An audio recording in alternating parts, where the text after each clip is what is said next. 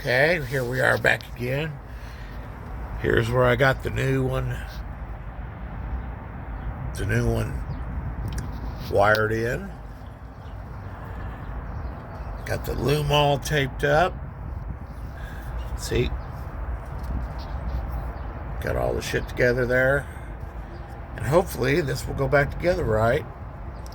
Don't forget, these here, they have plastic clips on them that almost always get damaged. So make sure that you buy new ones before you get underneath here. This middle one requires an O-ring. These two on the outside do not. At least mine didn't have them on there. And if you look on the inside, which I don't think you can see in there, but on the inside there's two O-rings already in here on each one of these. This one does not have one. That's why you have to put one on. That's it. I'm going to try to get the tank out of here and get it hooked up for you, and we'll see what's going from there.